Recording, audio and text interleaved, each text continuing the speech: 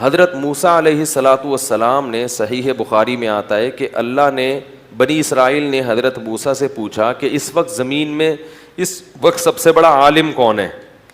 حضرت موسیٰ نے فرمایا میں. جواب بالکل درست تھا، پیغمبر سے بڑا عالم کوئی بھی نہیں. تو اللہ کو حضرت موسیٰ کا جواب پر اشکال نہیں تھا، انداز جواب پر اشکال تھا کہ پیغمبر کو یہ کہنا چاہیے تھا کہ سب سے بڑا کون ہے؟ اللہ ہے، اس کے بعد میں ہوں.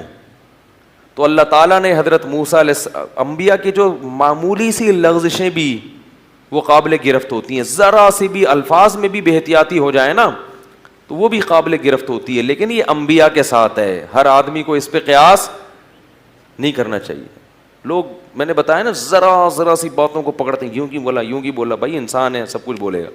تو اللہ نے کہا کہ جاؤ ایک بستی ہے وہاں میرا ایک بندہ رہتا ہے، اس کے پاس وہ علوم ہیں جو آپ کے پاس نہیں ہیں.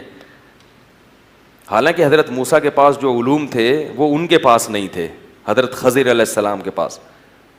اور حضرت موسیٰ کے علوم کی اہمیت خضر علیہ السلام کے علوم کی اہمیت سے زیادہ، کیونکہ یہ شریعت کا علم رکھتے ہیں، وہ شریعت کا علم نہیں رکھتے.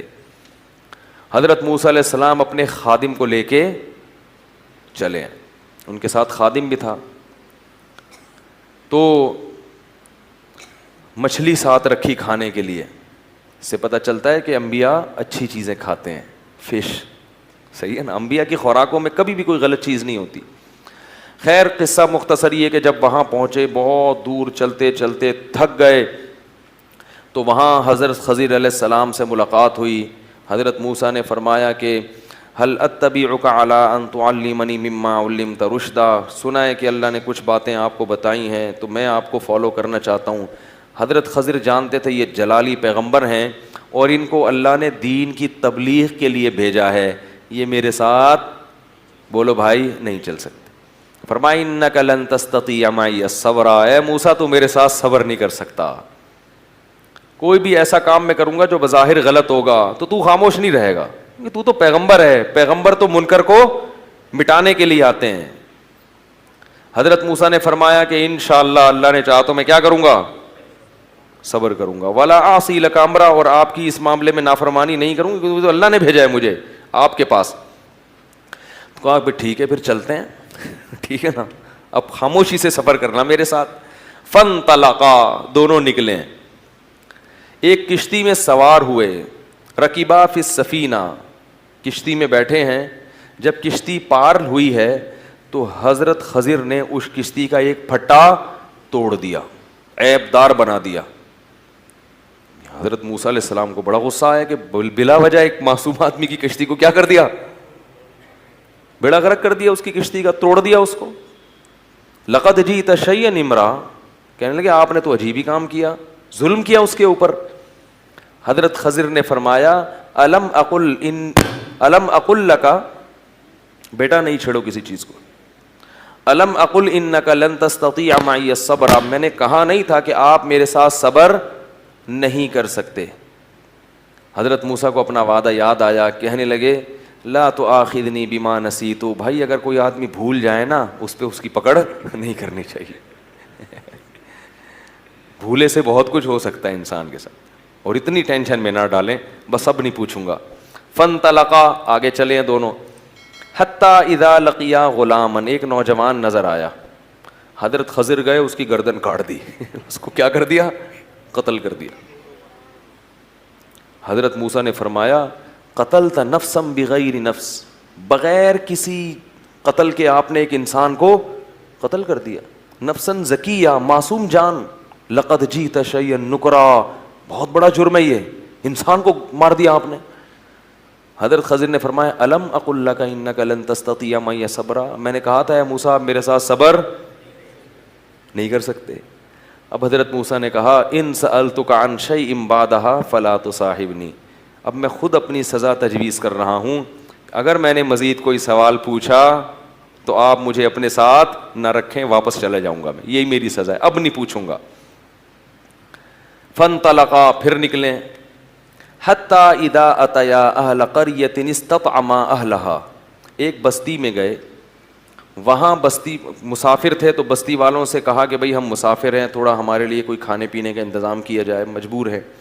بستی والے ایسے نیمبو نچوڑ, مسافر پر تو سبھی کو ترس آتا ہے نا, اور پہلے زمانے کے مسافر تو بالکل بیچارے ایسے, یعنی ان کے پاس تو وہ سہولتیں نہیں ہوتی تھیں, وہ ایسے نالائق بستی والے کہ انہوں نے ان کے اکرام سے منع کر دیا, انہوں نے نہیں یہاں کچھ نہیں ملے گا.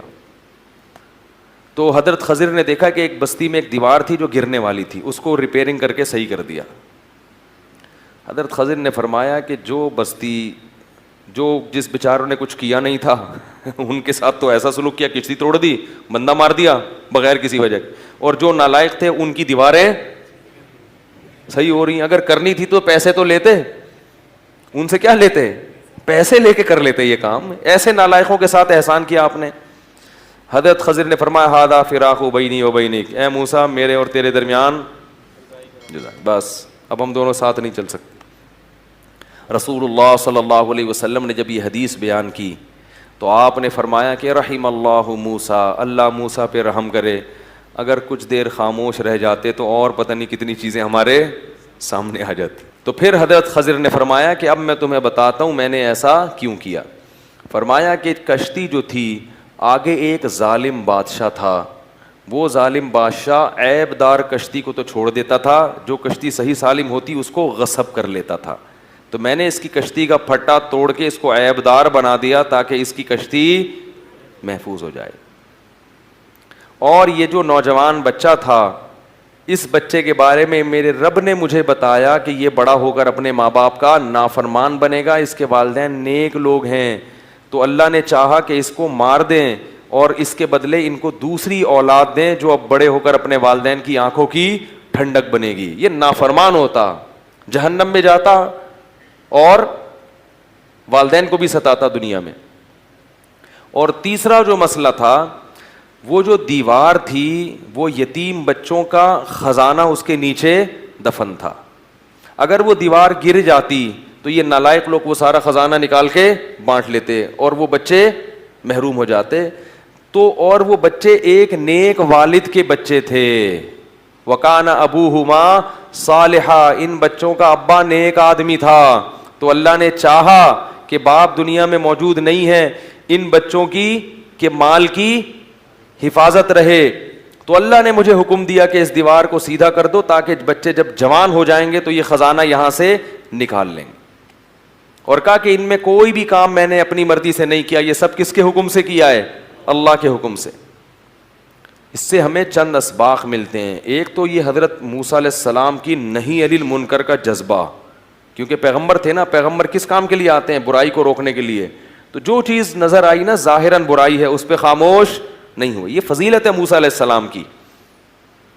دوسری بات ہمیں یہ پتہ چلتی ہے کہ اللہ اپنے غیب کے پردوں سے کیسے کیسے دنیا میں کام بنا رہے ہوتے ہیں. ہم سمجھ رہے ہوتے ہیں غلط ہو رہا ہے, لیکن حقیقت میں صحیح ہو رہا ہوتا ہے. اب دیکھو ان بچوں کا باپ نیک آدمی تھا, اللہ نے خضر علیہ السلام کو بھیجا کہ ابا چونکہ نیک تھا, انتقال ہو گیا ہے, تو ان کے بچوں کی پراپرٹی محفوظ رہنی چاہیے, خزانہ محفوظ رہنا چاہیے. تو خضر علیہ السلام کو جا کے بھیجا کہ دیوار کو سیدھا کر کے آؤ. سے پتہ چلتا ہے کہ نیک باپ کی اولاد کا بھی اللہ تعالیٰ خیال رکھتے ہیں. اس باپ کی وجہ سے آپ اگر نیک زندگی گزارو گے تو اس کی برکتیں آپ کی اولاد گریبی میں اٹھائے گی. قرآن نے یہ کیوں کہا کہ ان کے ابا نیک تھے؟ صرف یتیم ہونا کافی نہیں تھا, ابا کا نیک ہونا, اس لیے ان کی حفاظت کی گئی ہے ان کے خزانے کی. البتہ یہ ضرور رکھیں کہ اس سے لوگ نا کچھ غلط بھی استدلال کرتے ہیں, کہتے ہیں اچھا اس کا مطلب ہے دنیا میں کچھ اس قسم کے لوگ ہوتے ہیں جن کو اللہ نے ایسے اختیارات دیے ہوئے ہیں کہ وہ کسی کو مار بھی دیتے ہیں, زندہ بھی کر دیتے ہیں, اور یوں بھی دیوار بھی سیدھی کر دیتے ہیں, یہ بھی کر دیتے ہیں. تو میں نے فلانی جگہ دیکھے ایک بزرگ وہ یہ کر رہے تھے. تو یاد رکھو اللہ نے اختیارات کسی کو بھی کسی قسم کے بولو بھائی نہیں دیے ہیں. حضرت خضر کے پاس کوئی اختیارات نہیں تھے, ان کو اللہ نے الہام کیا. اگر پیغمبر تھے تو وحی کی, ولی تھے تو الہام کیا, اور الہام اتنا مضبوط کہ وہ یقین کی معنی میں ہوتا ہے. تو وہ انہوں نے اللہ کے حکم سے یہ کام کر دیا. تو اللہ بعض دفعہ فرشتوں کے ذریعے کام لے لیتے ہیں اپنے بندوں کے لیے, انسانوں کے ذریعے لے لیتے ہیں, جانوروں کے ذریعے بھی لے لیتے ہیں بعض دفعہ. کوئی نقصان ہونے والا ہوتا ہے, کوئی جانور ایسے کام کر کے چلا جاتا ہے کہ آپ اس نقصان سے کسی جانور کے دل میں اللہ ڈال دیتے ہیں, جانور کے دل میں ایسا بھی ہوتا ہے. تو ہمیں اس سے مطلب نہیں ہے کہ کون کام کر رہا ہے, ہمیں اس سے مطلب ہے کہ کام کرنے والا کون ہے, اللہ ہے, اور وہ نیک لوگوں کی مدد غیب سے بولو بھائی کرتا ہے. اس واقعے میں ہمیں یہ سبق ملتا ہے.